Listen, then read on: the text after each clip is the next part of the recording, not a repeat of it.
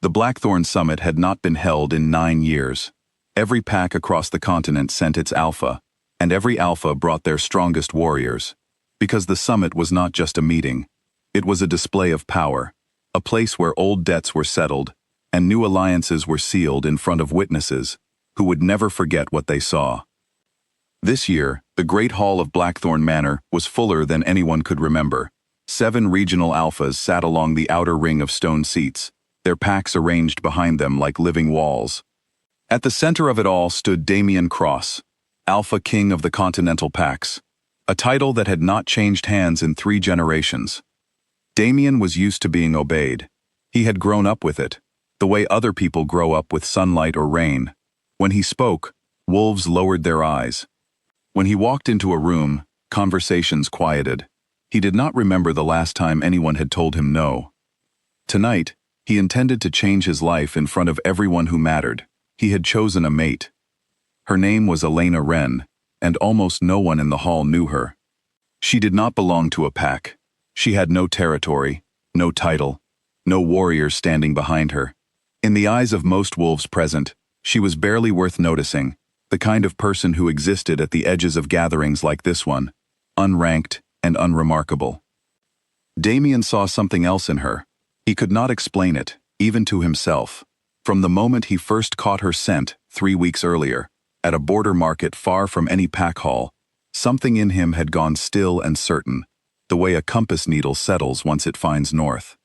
He decided, the way kings decide things, that she would be his. He had not asked her. That was the mistake that would unravel everything. The hall fell silent as Damian raised his hand for attention. Elena stood near the doorway, arms crossed, dressed simply, looking more like someone who had wandered in by accident than someone about to be presented as a queen. "Tonight," Damian announced, his voice carrying easily across the stone hall, "I claim Elena Wren as my mate and future queen of the Continental Packs." A murmur ran through the crowd. Some alphas exchanged glances, surprised that the king had chosen an unranked wolf with no lineage anyone recognized. Others simply watched, waiting for the ceremonial bow that always followed such an announcement, the moment when the chosen mate accepted, grateful and honored, in front of everyone. Elena did not bow. She walked forward instead, slowly, until she stood at the center of the hall beside him, close enough that everyone could see her face clearly. And then, in a voice that was calm but carried just as far as his had, she said the words that would be repeated for years afterward. "I decline." For a moment, nobody moved. The silence was so complete that the crackle of the torches along the walls seemed loud. Damian's expression did not change right away. He was certain he had misheard her. "Say that again," he said quietly. "I decline," Elena repeated, steady and unhurried. "You never asked me. You never learned my name before you decided I belonged to you. I do not bow to a king who thinks a claim is the same thing as a courtship. I bow to no one." The hall erupted into whispers. Rejecting an alpha king, publicly, at the summit, in front of every pack on the continent, was almost unheard of. Some of the older alphas had never witnessed it in their lifetimes. A few of the younger warriors actually laughed, quickly stifling the sound when they saw the look on Damian's face. Damian felt heat rise up his neck, a mixture of anger and something rawer underneath it, something that felt uncomfortably close to shame. He had never been refused. He did not know how to stand in a room full of his rivals and be told no by a woman with no pack, no title, and no fear. "You forget where you are," he said, his voice dropping low, dangerous. "You forget who I am." "I haven't forgotten anything," Elena said. "I simply don't care." That was too much. Damian's control slipped, just slightly, but enough. He turned to the 2 guards stationed near the hall's entrance. "Remove her from the summit grounds." The guards stepped forward. The crowd tensed, some leaning in with curiosity, others looking away, uncomfortable with what was about to happen to a wolf who clearly had no one to protect her. Elena did not run. She did not even flinch. Instead, she closed her eyes for a single breath, and when she opened them again, something in the room changed. It began as a kind of pressure, the way the air feels heavy right before a storm breaks. Then her eyes caught the torchlight and held it, glowing faintly gold, a color that did not belong to any bloodline currently known among the gathered packs. It was old, it was deep. It moved through the hall like a wave moving through water, invisible but undeniable, and every wolf present felt it settle into their bones at the same moment. The guards stopped walking.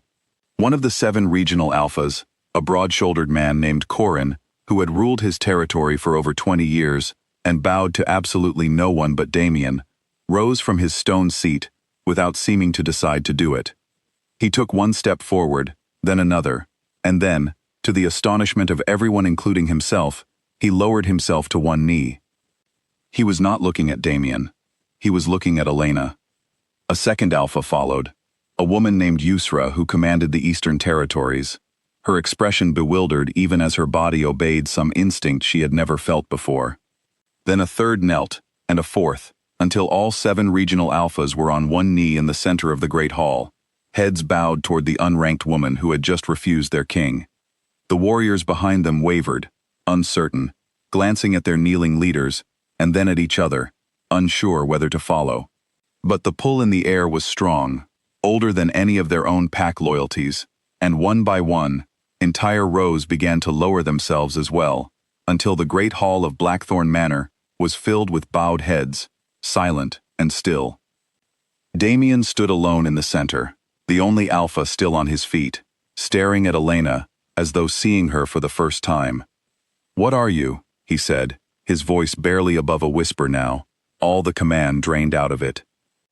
Elena looked at him, and for the first time since she had walked into the hall, something softened in her expression.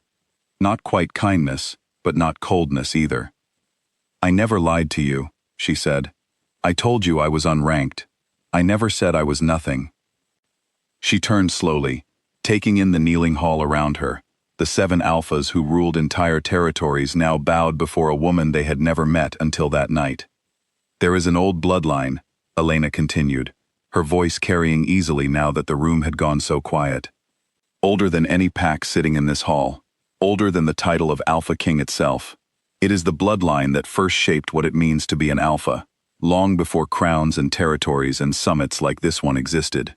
Most of you have never heard its name spoken aloud, because it was thought to have ended generations ago. She let that settle before she finished. It did not end. It waited. And every wolf in this room carries an instinct passed down through your own bloodlines, a kind of memory in your blood that recognizes the first line when it stands in front of you, whether you understand it or not. That is what just happened. You are not kneeling because I am strong. You are kneeling because something deep in you remembers where your own authority came from in the first place." Corin, still on one knee, lifted his head to look at her. "The first line," he repeated, testing the words like he was trying to remember a story he had heard once, long ago, from someone much older than himself. "My grandmother used to speak of it.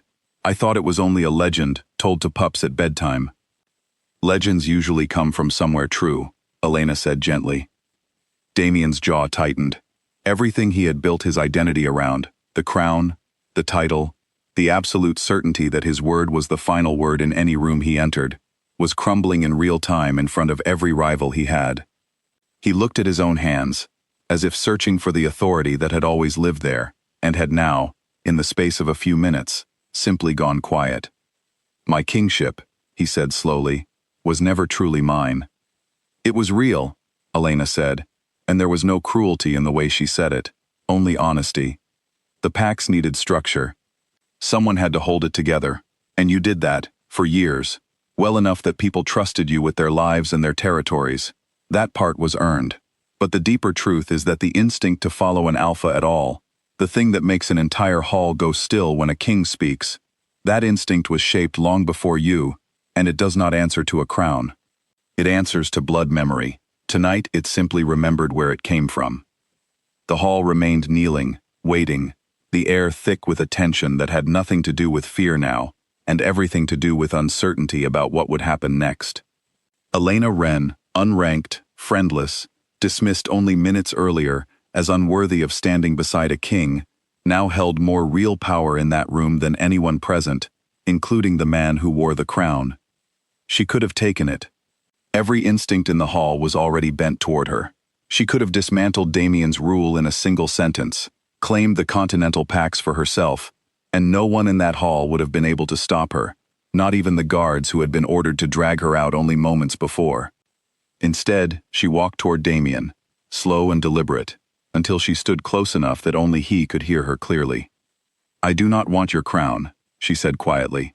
"I never did. I wanted to be asked, not claimed. There is a difference, and it matters more than you have ever understood." Damien looked at her, stripped of every certainty he had walked into the hall with. "What do you want then?" "A choice," Elena said. "Not for me, for you. You can keep standing there as a king who rules because a title says so, surrounded by people who kneel out of habit and fear. Or you can learn what it means to lead people who choose to follow you, the way Corin and the others just discovered something in themselves they never knew was there. I am not offering you a crown, Damien. I am offering you the chance to actually earn the one you already have."